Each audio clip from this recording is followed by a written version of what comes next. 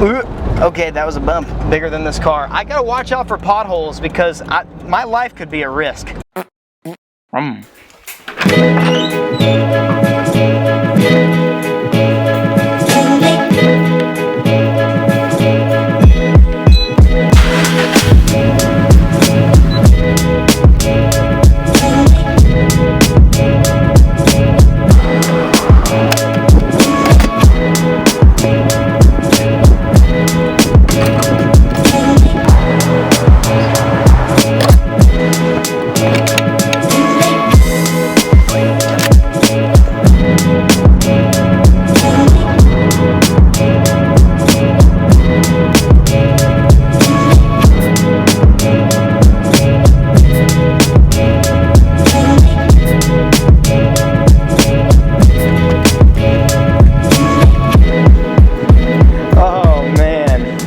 This is it, huh? Smallest car in the world. Oh my gosh. So this is a 91? Yeah, it's a 91. Wow, this little, oh my gosh. So I love it already. You know you're a real car guy when you're excited about driving 60 horsepower. You know? All 60. Don't spend it all in one place. I'll try not to. Oh yeah. Oh my gosh.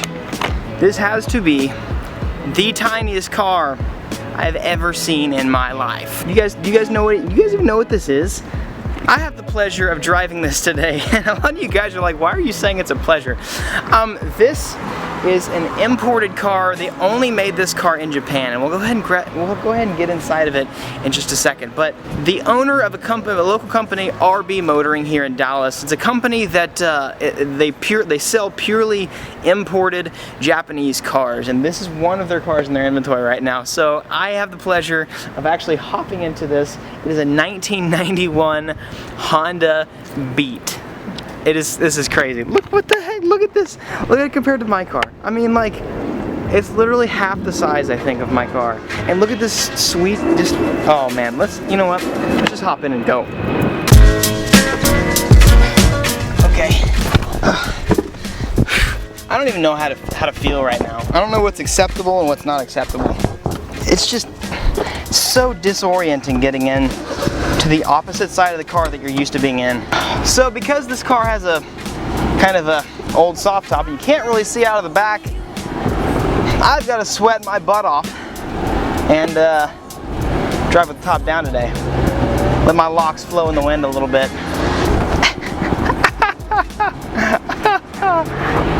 Oh my gosh. This actually isn't my first right-hand drive car I've driven before. I have reviewed an R32 GTR, and that was an interesting experience. But I mean, let's just give some love. Let's show some love for this this zebra interior though. This actually was a factory option in this car. Most of you have probably never heard of this car. That's because it was only produced in Japan for several reasons. Oh my gosh, let's go!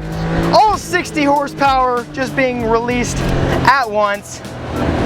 Yeah, that's right, I did say 60. This car actually has 60 rear wheel horsepower out of a, wait for it, a 0.6 liter or a 656cc 3-cylinder.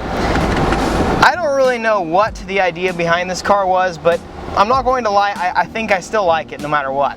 Like I said, this car was actually designed exclusively in Japan, and for some reason they had an option for airbags or no airbags, and that was about as many options as you had. There's why it wasn't sold in America right there. Hey bro, do you want airbags? Nope. Weight reduction, bro. Race car. From Japan. From Japan. Thanks, man. That's right. That's right. That's sick. Pull up! Oh my gosh. It's just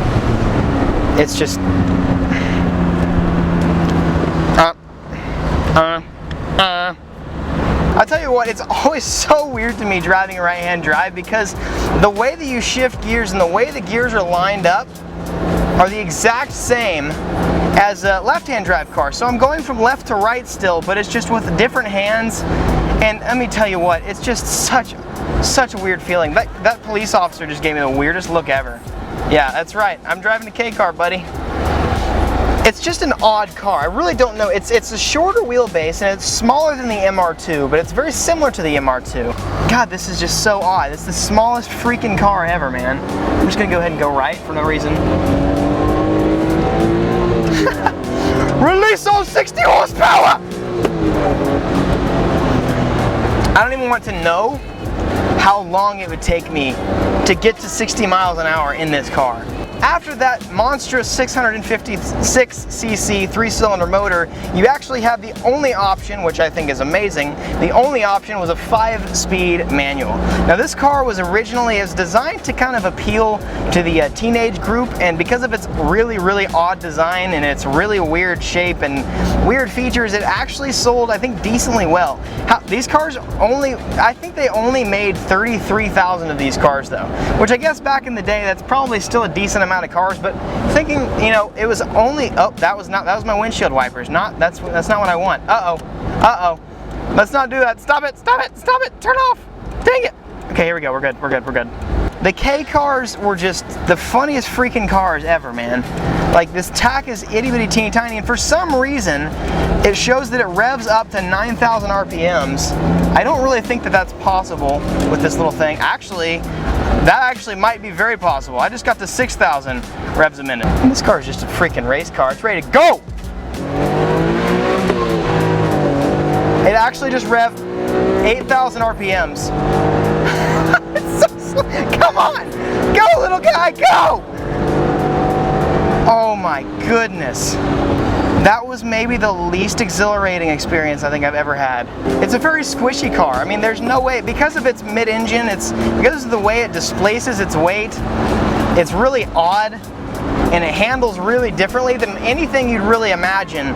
So that mid-engine really kind of gives it a weird tweak that I'm not really used to. I don't know if I can get on the highway. I don't really know if I feel comfortable getting on the highway right now, because this car tops out at 85 miles an hour.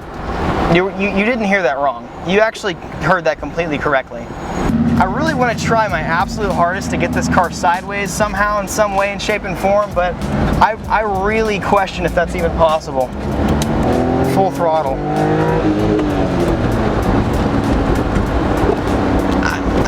What do you even say? It's actually got a lot of room inside. Now this is going to be so shaky right here because of this old tiny little freaking car. This car weighs as much as a feather, so if it starts blowing, if the wind starts blowing or the weather gets bad, I'm sorry, you guys might not see me again. I'm trying to keep this as stable as possible here. Let's try and maybe see if this car, the handling characteristics are obviously going to be really weird on this car. It's mid-engined, it only has 60 horsepower, and it's like 2 feet long. So I don't really know. It's not like I can drive. I'm in the middle of Dallas right now, so I can't really drive very hard. If you've never gotten behind the wheel of a car that's so slow it gives you a headache, I'm sorry. There's a little bit of sideways action right there. Cruising down Dallas. Cruising in Dallas, just chilling in my little right-hand drive Japanese car. I always forget that the blinker's on the right. There we go. It's literally, everything is flipped except for the transmission. Full throttle does literally nothing for you in this car. Nothing. At all. Then why are the wipers on? Stop that! Oh yeah. Just a freaking beast. You know you're a true car guy when you can just have fun in a car that makes like 60 horsepower. The number was so low I couldn't even remember how much it made. It was just that low. Man, I'm telling you, dude, this motor is so small, like the AC is almost completely useless in this car. AC is on and it's literally blowing a hot air at my hands. Why is the air even on right now? The jealousy is real, just because of the sheer fact this car has never been seen. Like, there's probably, I can probably count on 1 or 2 hands how many of these there are in the United States of America. Nobody's seen these before. It's probably, honestly, one of the dumbest things I've ever seen, but at the same time, I would own it. This thing is sick. How could you not just enjoy the heck out of this? Oh, nope, gotta go first. There we go. I'm getting the hang of this. This is good. This was oddly probably one of the most weirdly fun experiences I've had in a car. Driving around in the city, kind of like this thing was meant to, and a freaking just classic Japanese K car. I don't know. I can't put words to that experience right there. A lot of you guys are like, "What? You're such a dingus. Why are you so excited about this?" I don't know. This is just such an odd and different experience right now. I mean, this motor, like this is half a liter right here. Half a liter, 0.6 liters. There it goes. There's the little booger. I mean, I feel like if you were to try and run me over with this car, I really wouldn't feel threatened. No, you wouldn't. Oh man. Yeah, so this one's mine. This is your baby. This is mine.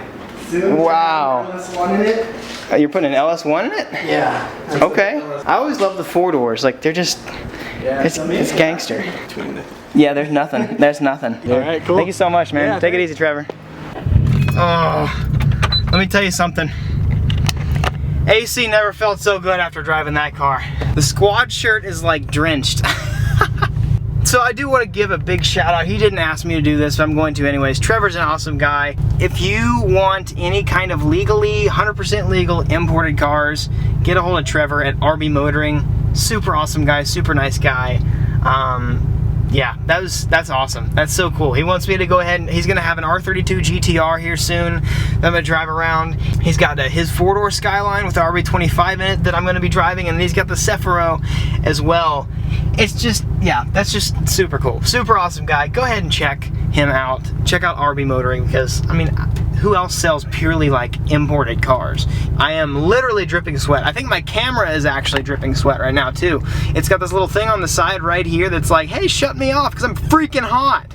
That was a little bit different of a review style than you guys are probably used to. I kind of wanted to go for the whole like vlog approach, but I also wanted to, you know, I was doing a car review, but you know, I wanted to have that kind of vlog approach, kind of the personality touch to it. So I hope you guys kind of enjoyed that. I've kind of found out this summer that I really enjoy doing videos where I'm holding the camera, I'm talking, and I'm kind of doing a day in the life sort of video. So I really wanted to incorporate that into the review, and I really hope you guys enjoyed that because that's kind of really how I want to do it, because I'm really kind of burned out on reviews lately, and I really wanted to kind of see if there was any way I could do it any differently. If you have not already, hit that subscribe button for more amazing videos, for more videos on the Project Miata, for more reviews, and for more day in the life videos like this.